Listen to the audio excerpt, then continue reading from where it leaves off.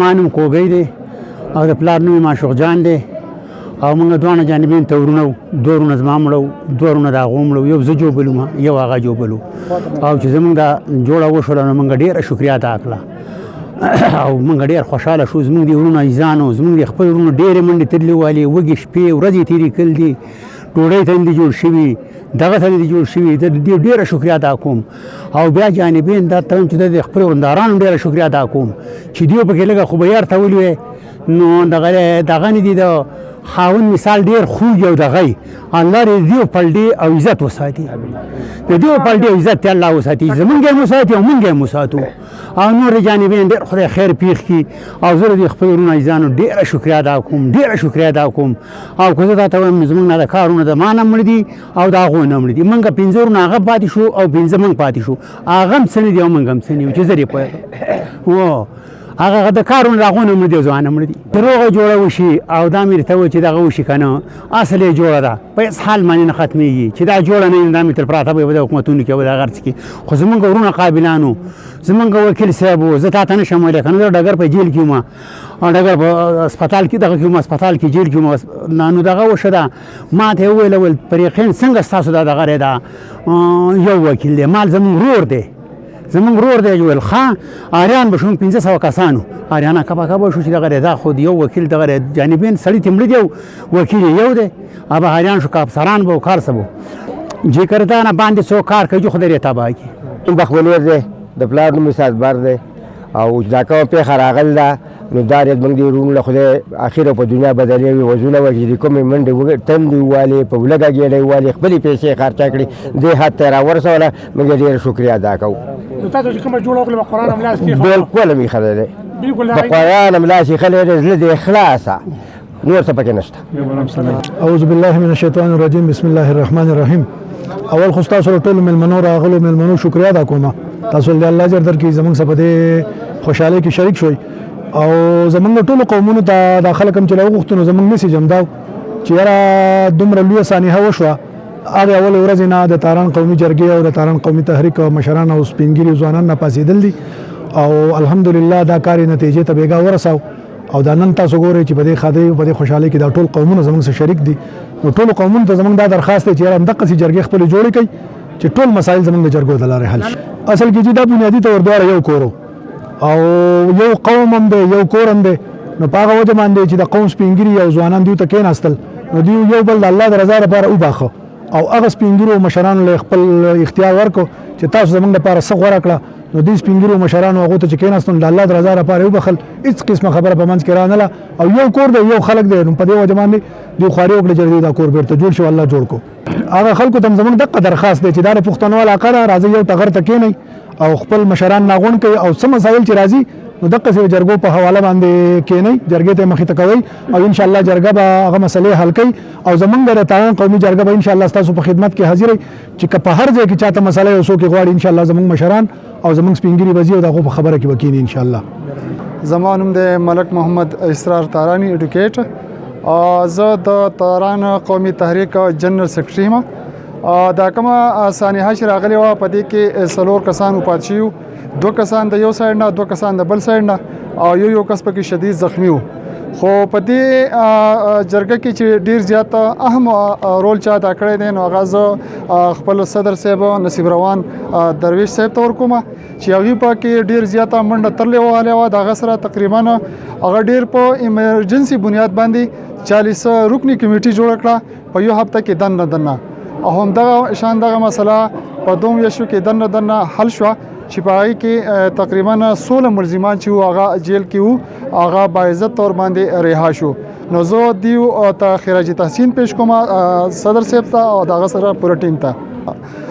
سر په دې کې موږ دواړه فریقه باقاعده طور باندې وکالت کړی او ځکه چې موږ کم کمپرومایز پیش کړی په هغه کمپرومایز باندې موږ د دوانو سایډ نه مطلب دا وکالت وکړو او دغه شانتي دغه کم ملزمان چې وصول کسان چې نو هغه باعزت طور باندې رها شو. د خپل علاقې خلکو ته سپیشل میسج دا ورکوم چې څنګه په تاران قوم کې دا کومه تنازع راغلی و کومه سانحه راغلی و نو نور قومونه دي هم د دې نه یو قسم عبرت والی او په دې طریقه د مطلب د خپل مسلې حل کوي ځکه چې د مسلو حل چې دی نو هم بس دغه راضینامه ده دغه صلحنامه ده د کیسونه وغیره نه هیڅ قسم څه نه جوړیږي. نو زما دغه میسج دی چې تاسو چې څنګه دا یو هیوی تنازع وه، یو غټه تنازع وه چې په دې کې 4 مړي شي، خو به حال ډیر کویکلی مطلب دا دی ودین 2 months چې دی نو د دې مسلې حل وایستو. نو زما نور اقوامو ته دا پیغام دی چې هغوی هم دغه شانتې خپلې مسلې په افهام تفهیم سره حل کوي. ډېر څنګه چې زمونږ د دین نه ثابته خبره ده چې مسلمانانو منځ کې چېرته لانجه راشي یا څه اختلاف راشي نو د هغې کې صلح لازمي شی دی، او دین هم دا وایي چې یاره دروغ ډېر خراب شی دی او لعنت پې الله پاک وایي، خو په صلح کې هم که دروغ ووایي نو دا روا دي. نو دې وجې نه دا ډېر اهمیت لري او دا یو 2 خاندانونه او د خاندانونو کې بیا د خپل کسان دیو په منځ کې دا خبر راغلی وه، بیا د دې علاقې د مشرانو په دا باندې په ترو باندې دیو په منځ کې جوړه وشوه. نو دا یو ډېر د اسلام د دین مطابق دا یو صحیح کار وشو او انشاءالله چې دیو خاندانونه به مزید د تباهۍ نه بچ شي. او دې کې چې چا څومره منډه والې ده تړلی والې ده نو هغوی پسې به ثواب هم لیکلی کېږي. ټول میدان قوم ته، یوازې تاران قوم ته نه، او له ټول پاکستان کې تاران قوم ته او خیبر پښتونخوا عوامو ته ان شاء الله دا میسج ورکول دي او هغه نه چې په خیبر پښتونخوا کې څومره تنازعات دي دا په جرګو حل کیږي او په دې کې جرګې ډېر ښه کردار ادا کو. قومي جرګه چې کومه ده دا چې کوم کار کوي دا هیڅ شی نشي کولی. زما میسج دا دی چې ان شاء الله پښتانه به خپلې مسلې ټولې په جرګو حل کوي او د دې ښه رزلټ را روان دی ټولو. په دې کې چې کوم معاهده شوې ده، کوم قرآن باندې عهد شوی، په دې کې زه په خپل منبر یم د تنظیم تاران قومي تحریک کې سینیئر نایب صدر یم، خو په دې زموږ یقین دی په تاران سړي کې دویمه نه یو خبره کوي او چې کومه خبره وکړي هغه په صداقت ان شاء الله په دې کې خو دې خاصه. ټول ناول خو تاسو د میډیا والا ډیر زیات شکرګزار یم چې تاسو راغلي او دلته زموږ سره شریک شوي. دا کومه پیښه ثانیه چې راغلي ده، زه د تاران قومي جرګې ته اخر حاجي تحسین پیش کوم چې هغوی دومره شارټ کټ ټایم کې هغوی خپل سټرګل وکړو، هغوی د قوم ته وښوده او هغوی را جوړ کړو او هغوی د صلح دپاره رضا کړو. نن که تاسو وګورئ هغه خلک دلته قومي مشران ډیر زیات ناسو، هغه خلکو یو میسج کنوی کړو د تاران قوم نور قومونو ته یو میسج کنوی کړو او دا یې ورته وښوده چې دا صلح دا دې کې خیري او چې کوم ځای کې داسې مسلې نو دې لپاره صلح ضروري. مانو ملک سراج د رپړی کس سره تعلق ساتم او د تاران قومي تحریک د عام وګړي په حیث باندې نن تاسو د سکرین ته مخامخ یم. نن چې دا کومه روغه وشوه تاسو کوېسچن مخکې وکړو چې پوره میدان ته څه میسج ورکوئ، نو پوره میدان ته خو په دې روغې به دې دغه کې میسج لاړه الرډي د مختلف سیاسي ګوندونو یا د مختلف قومونو مشران چې کوم هغې زموږ سره دلته شرکت کړی و، نو د هغې د مخې دا جرګه وشوه، دا صلح وشوه، دا فیصله وشوه. نو الرډي د مختلف علاقو مختلف قومونو تحریکونو مشران هم دلته ناسو، سیاسي ګوندونو مشران هم ناسو. نو الرډي ټول میدان ته بلکې ټور دیر ته او موږ په خصوصي توګه بلکې پوره خیبر پښتونخوا ځکه چې موږ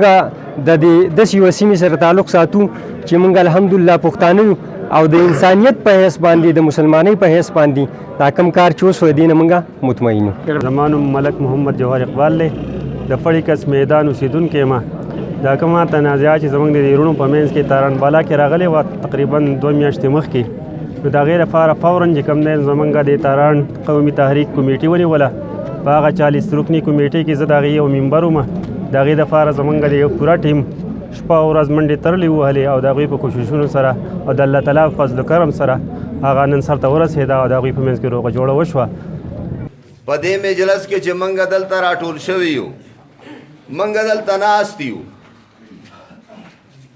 نو د انساني معاشرت کې په انساني ژوند کې اختلافات به خامخا راځي. د انسانانو په منځ کې به اختلافات راځي او د هغه اختلافاتو د لرې کولو دپاره به